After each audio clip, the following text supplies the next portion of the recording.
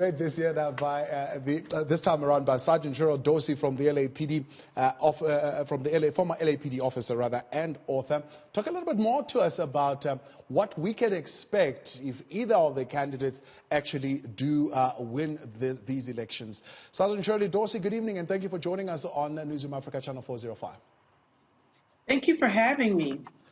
We do know that Joe Biden, as far as police is concerned, he's taken a position that is a little bit lighter than what we know him to be. Back in the 1990s, his policies on incarceration have changed. His policies on the minimum sentences have changed, as well as the death penalty. However, he's still not going left enough as far as the defunding of the police. He believes, well, look, some social programs included into the police work is certainly the answer. What can we expect?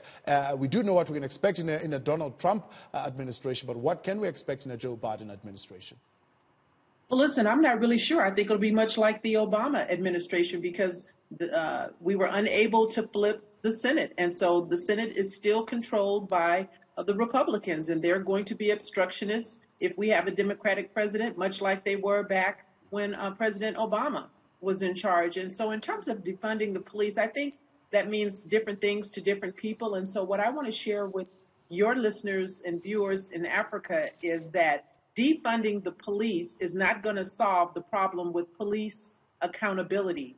And defunding the police ultimately, I believe, is going to hurt those underserved, poor communities, because if you have money and the wherewithal to live in a gated community where you have private security, when you have issues, that's who you'll call first, not the LAPD. And so I know for a fact that it's affected recruitment, and I'm a proponent of recruiting more black officers, and now there's little funding for that. And so I don't see much changing, no matter who's the president of the United States, with regards to police reform. Cheryl, when you look at how the police are currently structured, and you take a look at the prison system in America, and the role of private prisons effectively and who is benefiting from the system, what impact does this have on local communities, especially where these prisons would be stationed, and what kind of messages are being sent to young black men in particular about the kind of futures that they can aspire to in the United States of America? Well, I think certainly the onus is on the community to not get involved in criminality and put yourself in a position to be incarcerated firstly. However, I do know and acknowledge that there are those in uniform who abuse the system. The system does what it was designed to do, and I know that folks are put in the penal system unjustly sometimes because great deference is given to what an officer says in an affidavit or in an arrest report. And so you're not going to have prisons unoccupied, right? They need to have a population, and sometimes the police are the first entry into that system, if you will. Let's talk about then social and public policy issues that have got to be addressed by a Biden administration, and how effective is he going to be? Does he have what it takes to be able to do that? And the fight that he'll need to pull up, particularly considering that, of course, the Democrats did not get the Senate.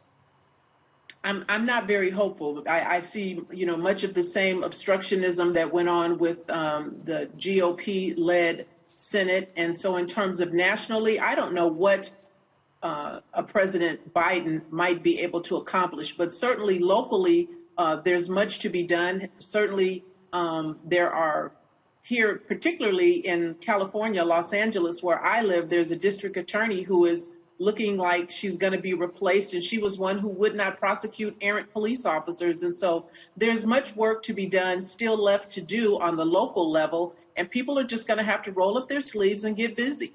Are the reforms that some of which were spoken about and even promised, I think in the aftermath of the protests that we saw after the killing of George Floyd and others, are those, you believe, going to be effective enough in changing the system going forward and in particular rebuilding trust with communities between police and ordinary members of society, really?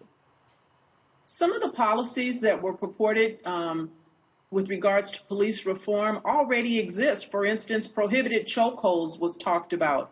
Most police departments already prohibited chokehold, and when we see officers use that very technique, as in the case of Eric Garner, it wasn't a chokehold with George Floyd, but certainly his air was constricted. And we hear police chiefs say that, oh, no, that wasn't a chokehold, and they give it some other name in order to mitigate that bad behavior.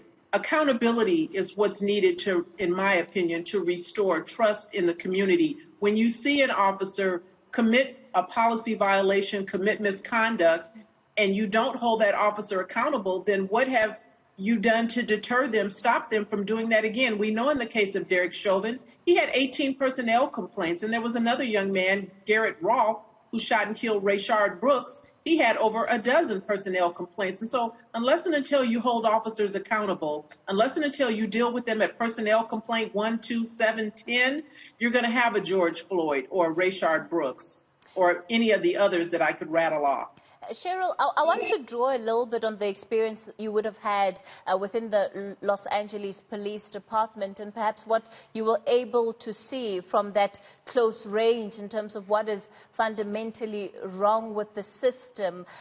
What were the challenges that you, as especially an African-American woman, had to face?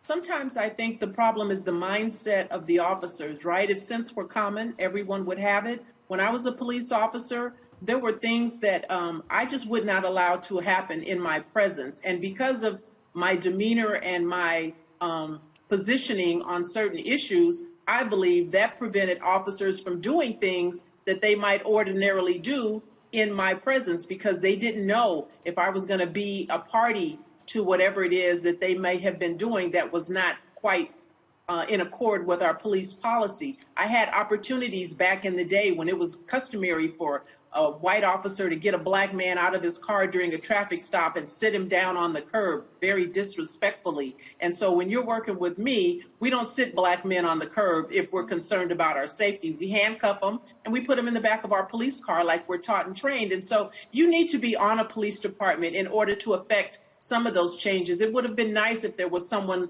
who thought like me present when George Floyd was being murdered on television to pull Derek Chauvin off him and say that's enough. Or have someone like me outside of Tatiana Jefferson's home in Texas when the officer fired a round at 1 o'clock in the morning as she was playing a video game with her nephew. And so it's important that we are on these police departments so that we can have influence and stop bad behavior when and if we see it occurring.